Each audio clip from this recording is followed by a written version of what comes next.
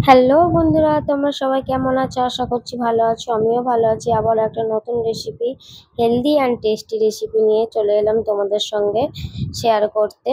তো প্রথমে আমি কড়াই গরম করে নিয়েছি। কড়াইয়ের মধ্যে বেশ কয়েকটা গোটা মশলা দিয়ে দিয়েছি, যেমন হচ্ছে গোটা ধনে, জিরে আর হচ্ছে মৌরি, আর কিছু দিইনি। এগুলো হালকা ড্রাই রোস্ট করে নিলাম।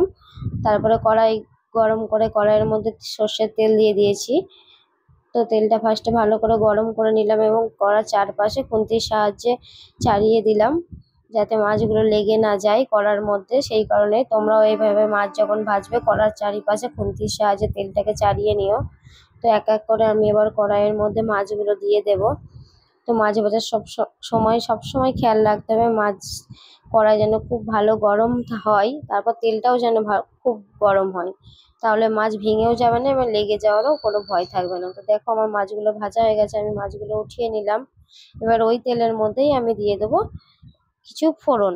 তো ফোড়নে দেবো হচ্ছে কালো জিরে, আর দেবো হচ্ছে তেজপাতা,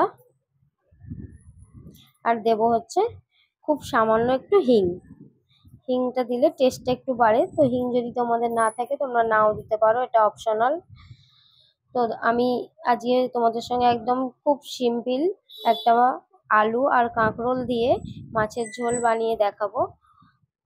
সিম্পল হলেও রান্নাটা খুবই টেস্টি, খুবই সুস্বাদু হয়। আর এই গরমে এরকম হালকা কম মশলায় রান্না খেতে খুবই ভালো লাগে।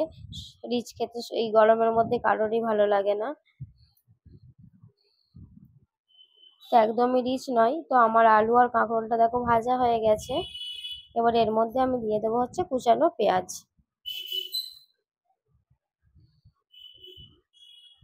তো একঘেয়েমি মাছের ঝোল খেয়ে যদি তোমরা বোরিং হয়ে যাও, আমার রেসিপিটা একবার ট্রাই করে দেখতে পারো। একটু অন্যরকম, একদম কম মশলাতে খেতে কিন্তু দুর্দান্ত হয়।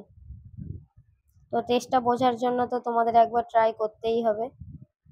তো আমার পেঁয়াজটাও ভাজা হয়ে গেছে, আমি দিয়ে দিলাম ওই 1.5 ইঞ্চি মতো আদা, বেটে রেখেছিলাম আদাটা, আর কেটে রাখা টমেটো, আর দিয়ে দিলাম কাঁচা লঙ্কা। আমি কোনো গুঁড়ো লঙ্কা ব্যবহার করছি না, কাঁচা লঙ্কাই দিচ্ছি। তো তোমরা চাইলে গুঁড়ো লঙ্কা দিতে পারো। আর দিয়ে দিলাম পরিমাণ মতো নুন। নুনটা আমি এই সময় দিলাম যাতে টমেটোটা গলে যায় তাড়াতাড়ি এবং সবজির মধ্যে নুনটা ভালোভাবে ঢুকে যায়।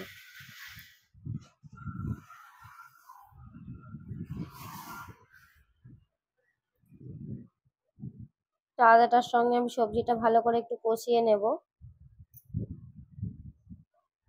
আর রান্নাটা জানো তো খুব তাড়াতাড়ি হয়ে যায়।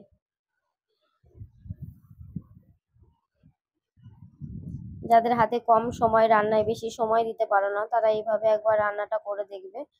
কোনো ঝামেলা নেই, সিম্পল রান্না। তো দেখো আমার মশলাটা কষানো হয়ে গেছে। এবার আমি একটু হলুদ আর হচ্ছে জিরে গুঁড়ো জলে গুলিয়ে রেখেছিলাম, তো ওই জলটা দিয়ে দিলাম। আবারও আমি ওই জলটা এই সবজির সাথে ভালো করে একটু নাড়াচাড়া করে কষিয়ে নেব। আর আমি কিছুই অ্যাড করব না।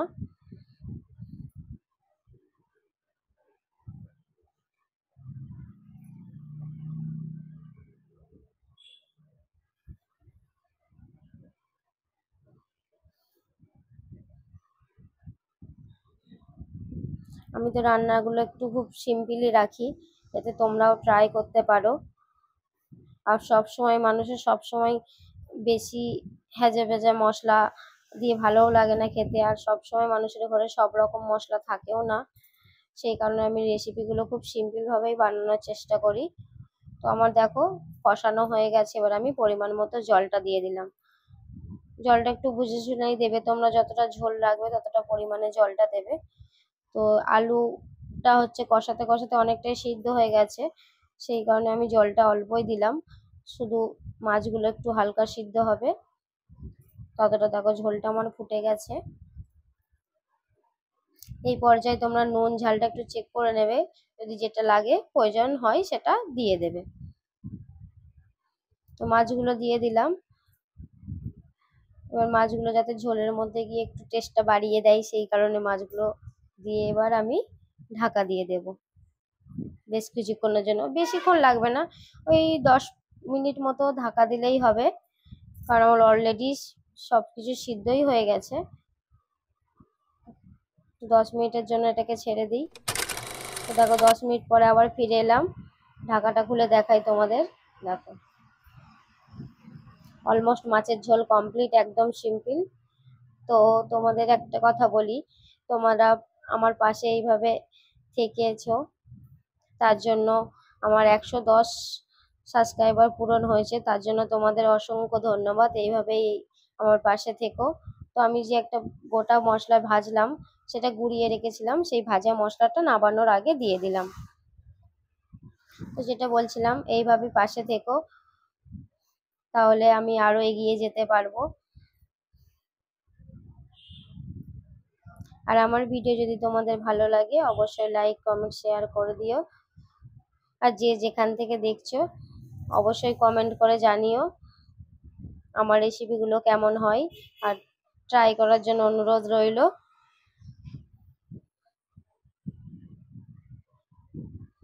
আর অবশ্যই কিন্তু মনে করে চ্যানেলটা সাবস্ক্রাইব করে দিও, যাতে আমি পরে আরো এগোতে পারি। তো আজকের মতো টাটা, এই পর্যন্তই, আবারও পরের ভিডিওতে দেখা হবে।